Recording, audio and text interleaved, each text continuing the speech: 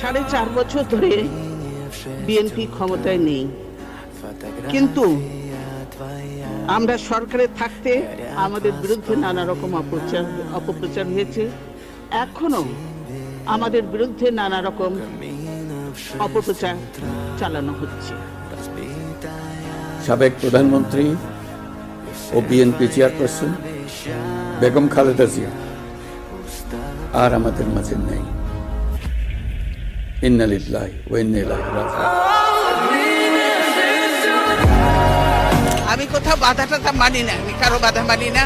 আমি নির্ভয়ে নির্দ্বিধায় এগিয়ে যাব, কেন আমার সঙ্গে জনগণ আছে, দেখতে পাচ্ছেন সব জনগণ আছে। ইনশাআল্লাহ আল্লাহর বিচার থাকলে এই দেশে বিএনপি আবারও আসবে এবং জনগণের এইবার আমরা নতুন ধরনের রাজনীতি করে দেশকে মানুষকে দেখিয়ে দেব আমরা কোনো বিভেদ বিভাজন নয়, সকলে ঐক্য, এবং বিএনপি আওয়ামী লীগ নয়, আমরা যোগ্য উপযুক্ত দেখে দেশের মধ্যে একটা গুণগত পরিবর্তন এনে আমরা কাজ করি। দেশের নেতৃত্ব বেগম খালেদা জিয়া দেশপ্রেমী, সন্তানদের সামনে নিয়ে 111 সময় বলছে যে আপনি খালি দস্তখত দেন যে আরে দেশে রাজনীতি করবেন না, 2 সন্তান সহ চলে যান।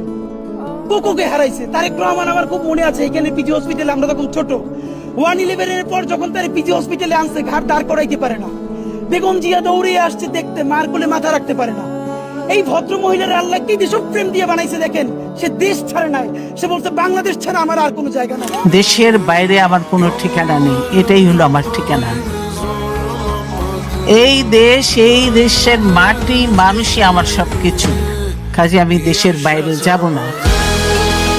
আসুন, প্রতিহিংসা প্রতিশোধ নয়, পারস্পরিক ভালোবাসা ও ভ্রাতৃত্বের মাধ্যমে আমরা সকলে মিলে আমাদের প্রিয় মাতৃভূমিকে, বাংলাদেশকে সত্যিকার অর্থেই একটি বাসযোগ্য, উন্নত ও গণতান্ত্রিক রাষ্ট্রে পরিণত করি।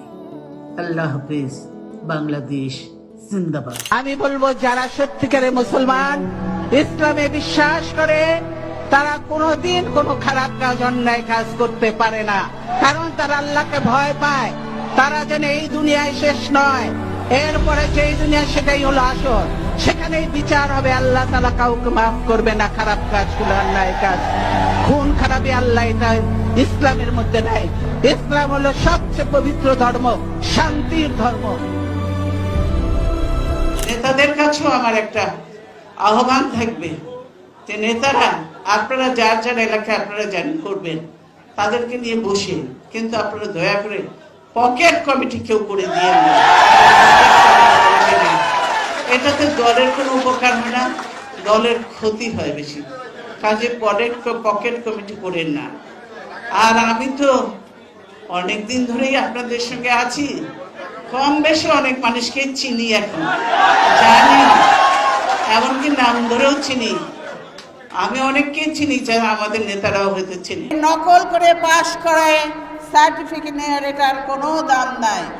কোনো সরকারি চাকরি পাবে না, বেসরকারি চাকরি পাবে না, দেশে এবং বিদেশে কোথাও কোনো কাজ পাবে না, না চাকরি করতে পারবে, না ব্যবসা করতে পারবে, কিছুই না। যে আপনি খালি দস্তখত দেন যে আরে দেশে রাজনীতি করবেন না, 2 সন্তান সহ চলে যান। কোকোকে হারাইছে। তারেক রহমান আমার খুব মনে আছে, এখানে পিজি হসপিটালে আমরা তখন ছোট, 111 এর পর যখন তার পিজি হসপিটালে আনছে, ঘাট দাঁড় করাইতে পারে না, বেগম জিয়া দৌড়ে আসছে দেখতে, মার কোলে মাথা রাখতে পারে না। এই ভদ্র মহিলার আল্লাহ কি দেশপ্রেম দিয়ে বানাইছে দেখেন, সে দেশ ছাড়ে নাই, সে বলছে বাংলাদেশ ছাড়া আমার আর কোনো জায়গা নাই। আওয়ামী লীগের, খুনি লীগের, জঙ্গি লীগের জন্ম ভারতে, তাদের মৃত্যু ভারতে হবে। তাহলে তোমরা কিসের ছাত্র? কেন ছাত্র? তোমরা কেন ছাত্র দল করবে, বা তোমরা যুবদলই বা কেন করবে? যারা এই বস্তি থেকে দিয়ে বস্তির ছেলেপেলে এনে দল করতে যাবে না, সংখ্যা আমি দেখতে চাই না, আমি দেখতে চাই ভালো ভালো মেরিট দেখতে চাই। আমি সেখানে যে যোগ্য উপযুক্ত ছেলেপেলে আছে কিনা, আমি সেটাই বলেছি। আমার এই স্বজনহীন জীবনেও দেশবাসী আমার স্বজন,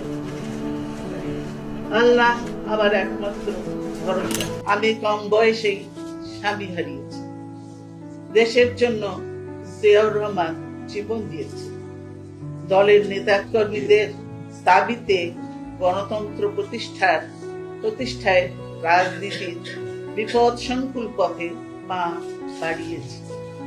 আরামায়েশ, সুখ শান্তি ও নিস্তরঙ্গ জীবন বিসর্জন দিয়েছে।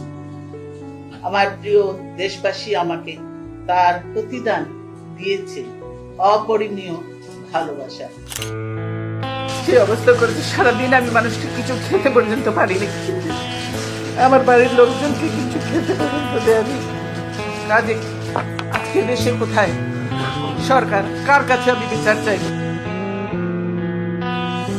মনে রাখবেন, সবার জন্য গণতন্ত্র ও উন্নয়নের মাধ্যমে সকল সমস্যার সমাধানের যে রাজনীতি শহীদ জিয়া রেখে গেছেন তা বাস্তবায়নের মাধ্যমে তার প্রতি শ্রদ্ধা জানাতে হবে। আমার কিছু চাই না, আমি এখন জনগণের জন্য, দেশের জন্য, মানুষের জন্য কাজ করতে চাই। আমার প্রধানমন্ত্রী হওয়ার কোনো শখ নেই, জনগণের সরকার প্রতিষ্ঠিত হবে, সেটাই আমার একমাত্র লক্ষ্য উদ্দেশ্য। সেজন্যই আমি আন্দোলন করছি। জীবনের শেষ সময়ে আমি এসে বলতে চাই, আর একবার আপনারা আন্দোলন করে দেশকে রক্ষার জন্য একসঙ্গে ঐক্যবদ্ধ হয়ে আমরা কাজ যে বলেছি যে খালেদা জিয়া ভবনের রাজপথ ছাড়ি নাই, এই কথায় আমি বিশ্বাসী নই, এই কথা আমি মানি না। রাজপথে আমি কেন, অনেককেই বলবো, আমার নেতাদেরও বলবো যে রাজপথে তখন থাকার কথা থাকে নাই, রাজপথ ছাড়ি নাই বলে ভুল হবে, রাজপথ ছাড়ি নাই বলে ভুল হবে।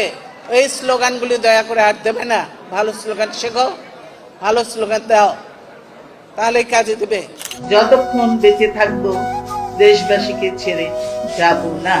প্রিয় দেশবাসীর প্রতি আমার আবেদন, আমাকে আপনাদের থেকে বিচ্ছিন্ন করার চেষ্টা হলেও বিশ্বাস করবেন আমি আপনাদের সঙ্গেই আছি। সারা বছর তো অনেক কিছুই হারাইলাম, ভাবছিলাম বছরের শেষ কয়টা দিন আর হারানোর মতো কিছুই থাকবে না, কিন্তু শেষ মুহূর্তে এসে আপনাকে হারাইলাম নেত্রী। কি বলবো, মুখের কোনো ভাষা পাচ্ছি না। শেষবারের মতো আর আপনাকে দেখতে পারলাম না। সবকিছু শেষে আল্লাহ তাআলার কাছে একটা কিছুই চাই, আল্লাহ তাআলা যেন আপনাকে জান্নাতের উত্তম মোকাম দান করে। পরবর্তী জেনারেশনকে বলে দিও, আমাদেরও একজন দেশ নেত্রী বেগম খালেদা জিয়া ছিল, যে কিনা এই দেশে শত মামলা খাওয়ার পরও এই দেশের মানুষের মায়া ত্যাগ করে ছেড়ে যাননি। আজকে সেই মানুষটা আমাদেরকে ছেড়ে চলে গেছে। ইন্না লিল্লাহি ওয়া ইন্না ইলাইহি রাজিউন।